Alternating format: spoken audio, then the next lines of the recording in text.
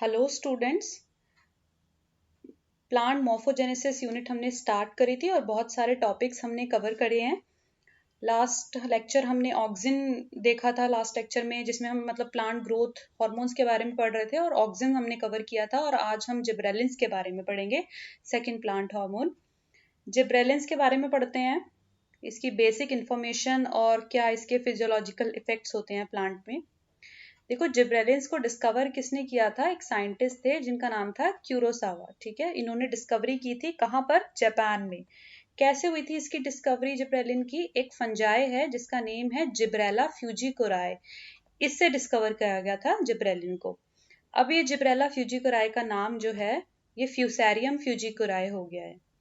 ठीक है, फ्यूसेरियम फ्यूजिकोराई। कैसे इस चीज की डिस्कवरी हुई थी? ये एक जिब्रेला फ्यूजिकोराई एक फंजाई है, इसमें से डिस्कवरी की गई थी। कैसे की गई थी कि वो जो है साइंटिस्ट, वो राइस के अंदर जो बकाने डिजीज है या जो फुलिश सीडलिंग डिजीज है वो स्टडी कर रहे थे। राइस के अंदर, राइस प्लांट के अंदर बकाने डिजीज, जिसको कि हम दूसरा नाम देते हैं फुलिश सीडलिंग डिजीज, इसकी स्टडी कर रहे थे। इसमें क्या होता है कि राइस प्लांट जो है ना, उसकी बहुत ज्यादा हाइट बढ़ जाती है, बहुत ज्यादा लंबा हो जाता है, बहुत ज्यादा इलोंगेट कर जाता है, जिसकी वजह से क्या होता है, कभी कभी प्लांट की डेथ भी हो जाती है ना। मतलब बहुत पतला सा और लंबा सा हो जाता है, वो हाइट बहुत ज्यादा इंक्रीज कर जाती है। इसको बोलते हैं बकाने डिजीज या फिर foolish seedling disease of rice. तो इसकी स्टडी कर रहे थे, तो उन्होंने देखा कि कौन सा ऐसा फंजाई है जो इस चीज के लिए, इस डिजीज के लिए रिस्पॉन्सिबल है। तो वो फंजाई था जिब्रेला फ्यूजिकोराई। उसके अंदर ये एक ऐसा केमिकल कंपाउंड था कि वो जो कि उसकी राइस की ग्रोथ के लिए, एक्स्ट्रा ग्रोथ के लिए रिस्पॉन्सिबल था, और उस केमिकल कंपाउंड का नाम उन्होंने रख दिया जिब्रेलिन। क्यों? क्योंकि जिब्रेला फ्यूजिकोराई से वो डिस्कवर किया गया था। ये कैसा एक जिब्रेलिन क्या है? एक क्रिस्टलाइन सब्सटेंस है, क्रिस्टलाइन सब्सटेंस है, जिब्रेला फंगस से मिला है। और इसका ट्रांसपोर्ट ऑक्सिन की तरह नहीं होता। ऑक्सिन का ट्रांसपोर्ट तो मैंने बताया था ना कि कैसा होता है, पोलर ट्रांसपोर्ट होता है। मतलब एपेक्स में, टिप ऑफ द प्लांट में वो ऑक्सिन सिंथेसाइज होगा और बेस तक ट्रेवल करेगा। लेकिन जिब्रेलिन्स के केस में ऐसा नहीं है। जिब्रेलिन्स कैसे? Up and down, both up and down, मतलब स्टेम में अपवर्ड भी ट्रेवल कर सकते हैं, डाउनवर्ड भी ट्रेवल कर सकते हैं। बोथ अप एंड डाउन ये कैपेबल होते हैं कि ये ट्रांसपोर्ट हो सकते हैं। ठीक है, फिजियोलॉजिकल इफेक्ट्स इसके क्या हैं देखते हैं। Elongation of genetically dwarf plant. मैंने अभी बताया ना कि राइस में क्या करते थे, ये अनयूजुअल ग्रोथ करा देते थे, ज्यादा इलोंगेट करा देते थे, ज्यादा हाइट बढ़ा देते थे। तो ये तो इनका फर्स्ट फंक्शन है, आपको याद रखना है कि ड्वार्फ प्लांट अगर है, ड्वार्फ प्लांट मतलब जो छोटा है हाइट में, उसको इलोंगेट कराना है, लंबा करना है, तो जिब्रेलिन वर्क करता है। ये जिब्रेलिन्स को अप्लाई करेंगे तो हाइट जो है वो बढ़ जाएगी। मेनली पाइसम, पी प्लांट जो है हमारा, मटर, और वीसिया फाबा, जो कि क्या होती हैं, बीन्स, मतलब हिंदी में बाकला बोलते हैं शायद।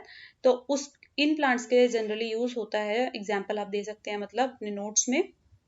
और ये एक मेजर इफेक्ट है जिब्रेलिन का कि वो ड्वार्फ प्लांट्स के अंदर स्टेम को इलोंगेट कराता है। क्या कराता है दूसरी चीज? ये flowering of long day plant. जो प्लांट लॉन्ग डे प्लांट है, मतलब उनको लॉन्ग डे प्लांट समझते हैं आप, जिनको फ्लावरिंग करने के लिए ज्यादा लंबा दिन चाहिए होता है, ज्यादा लंबी लाइट की ड्यूरेशन चाहिए होती है, ज्यादा टाइम तक उनको लाइट चाहिए होती है, तो उनको हम लॉन्ग डे प्लांट कहते हैं। तो उनके केस में क्या करता है ना ये जिब्रेलिन, शॉर्ट लाइट में ही फ्लावरिंग करा देगा। मतलब अगर एक प्लांट है, वो लॉन्ग डे प्लांट है, उसको ज्यादा लाइट चाहिए फ्लावरिंग करने के लिए, तो ये जिब्रेलिन अगर हमने अप्लाई किया ना, तो वो उसको लॉन्ग डे का वेट नहीं करना, वो शॉर्ट लाइट ड्यूरेशन में ही फ्लावरिंग कर देगा। इसकी वजह से क्या हो जाएगा कि लाइफ साइकिल छोटी हो जाएगी, है ना। तो उसको वेट नहीं करना, फटाफट से वो अपना फ्लावरिंग करेगा and it will complete the life cycle. तो लाइफ साइकिल शॉर्ट कर देता है। तीसरी चीज है कि it is a substitution of vernalization. देखो क्या होता है ना, कुछ बाइनियल प्लांट्स होते हैं, बाइनियल मतलब जो 2 साल लग जाते हैं जिनको फ्लावर करने में, और कुछ होते हैं एनुअल्स जिनको एक ही साल में, जिनमें फ्लावरिंग हो जाती है। तो बाइनियल्स को अगर एनुअल्स बनाना है, जल्दी फ्लावरिंग करानी है ना, फ्लावरिंग अगर जल्दी करानी है, तो हम चिलिंग ट्रीटमेंट देते हैं। चिलिंग ट्रीटमेंट को कहते हैं वर्नलाइजेशन। अभी इस पे पूरा एक लेक्चर अलग से मैं अपलोड करूंगी वर्नलाइजेशन कॉन्सेप्ट पे। तो अभी आप ये समझिए कि वर्नलाइजेशन मतलब है कि चिलिंग ट्रीटमेंट, मतलब किसी प्लांट को हम चिलिंग ट्रीटमेंट दे रहे हैं ताकि उसमें फ्लावरिंग जो है वो जल्दी हो जाए।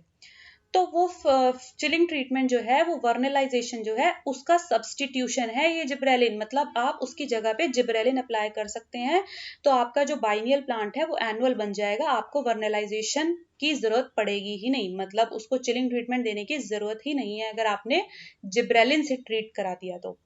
और फोर्थ चीज है ब्रेकिंग ऑफ डॉर्मेंसी। देखिए कई बार क्या होता है सीड बर्ड्स में ट्यूबर्स में क्या होती है डॉर्मेंसी आ जाती है। डॉर्मेंसी पे पूरा एक कंप्लीट लेक्चर मैंने अपलोड किया हुआ है। डॉर्मेंसी क्या है, डॉर्मेंसी क्यों होती है, डॉर्मेंसी ब्रेक कैसे कर सकते हैं, उसके क्या रीजंस हैं और उसको हम ब्रेक कैसे कर सकते हैं, आप देख सकते हैं और इसी चैनल पे आप देख सकते हैं डॉर्मेंसी का कंप्लीट लेक्चर।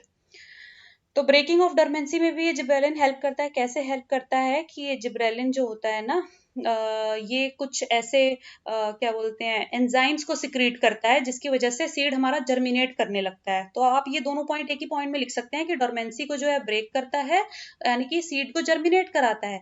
कैसे कराता है सीड को जर्मिनेट कि वो जब डॉर्मेंट स्टेज में होते हैं ना उनके मतलब उसके बाद क्या करता है ना ये कि देखो अल्फा एमाइलेज, लाइपेज, प्रोटीएज, इन सब एंजाइम्स को सिक्रीट करता है। ये कैसे एंजाइम्स है, हाइड्रोलाइजिंग एंजाइम है। ये क्या करेंगे, ये सीड कोड को हाइड्रोलाइज कर देंगे। जो सीड कोड है उसको हाइड्रोलाइज कर देंगे, उसको ब्रेक कर देंगे, जिसकी वजह से फिर सीडलिंग इमर्ज आउट होगा। मतलब ये जो है हमारा सीड जर्मिनेट कर जाएगा, डोरमेंसी ब्रेक हो जाएगी। कैसे हुई कि जिब्रेलिन ने पहले जिब्रेलिन का सिंथेसिस हुआ, जिब्रेलिन ने हाइड्रोलाइजिंग एंजाइम यानी कि अल्फा एमाइलेज, लाइपेज और प्रोटीएज दिए और इन्होंने क्या कर दिया सीड कोड को हाइड्रोलाइज कर दिया और सीड हमारा जर्मिनेट कर गया। इसके बाद आती है पार्थिनोकार्पी।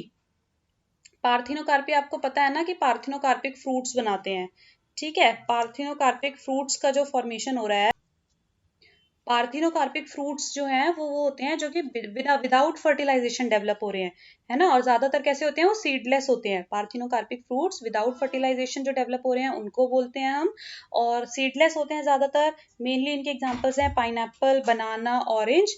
और जो पार्थिनोकार्पिक फ्रूट्स होते हैं ना इनको हम कैसे डेवलप कर सकते हैं, जब हम जिब्रेलिन से इनको इंड्यूस कराते हैं, ठीक है। जैसे जिब्रेलिक एसिड देंगे तो ये फ्रूट्स जो है पार्थिनोकार्पिक फ्रूट्स हम फॉर्म कर सकते हैं। मेनली जो पोम और स्टोन है ये जो फ्रूट के टाइप्स हैं जहाँ पे ऑक्सिन हम नहीं यूज कर सकते पार्थिनोकार्पी कराने के लिए, वहां पर जिब्रेलिक एसिड वर्क करता है। और ये जो जिब्रेलिक एसिड है ये पार्थिनोकार्पी कराता है, यानी कि पार्थिनोकार्पिक फ्रूट्स हमारे फॉर्म हो सकते हैं जब हम जिब्रेलिक एसिड को अप्लाई करेंगे तब। Last but not the least ये एक और इसका इफेक्ट है कि ये de novo synthesis of enzyme alpha amylase. मतलब जहां पर भी ये जिब्रेलिक एसिड ज्यादा अमाउंट में होगा, जहां पर भी ये सिंथेसाइज होगा ना जिब्रेलिक एसिड, ये अल्फा एमाइलेज एंजाइम देता है। देखो अल्फा एमाइलेज क्या करता है ना, जो हमारा स्टार्च होता है जो उसमें पता है ना एमाइलेज एमाइलोपेक्टिन मतलब दो पार्ट होते हैं करके, तो ये अल्फा एमाइलेज क्या करता है कि ये स्टार्च को ब्रेक करता है, तोड़ देता है, हाइड्रोलाइज करा देता है स्टार्च का। और जब स्टार्च का हाइड्रोलाइसिस होता है तो क्या बनते हैं शुगर, और फिर वो शुगर जो है वो ट्रांसपोर्ट हो जाते हैं ग्रोइंग एम्ब्रियो के पास और उसको एनर्जी प्रोवाइड करते हैं। यानी कि यहाँ पे भी इसका बड़ा रोल है कि जो एम्ब्रियो को एनर्जी प्रोवाइड होनी है उसमें भी इसका बड़ा रोल है कि ये स्टार्च के हाइड्रोलाइज कराने के लिए अल्फा एमाइलेज को सिक्रीट करता है। तो होप कि आपको जिब्रेलिन्स के बारे में भी सारा कॉन्सेप्ट क्लियर हो गया होगा। बेसिक नॉलेज है ये उसकी और ये उसके फिजियोलॉजिकल इफेक्ट्स हैं। और नेक्स्ट क्लास में हम नेक्स्ट प्लांट हार्मोन के बारे में पढ़ेंगे। प्लीज चैनल को सब्सक्राइब भी करिएगा और स्टे ट्यून। इसी तरीके से हम सारे नोट्स के साथ साथ अपने कॉन्सेप्ट्स क्लियर करते हुए चलेंगे। थैंक यू सो मच, मिलते हैं नेक्स्ट क्लास में।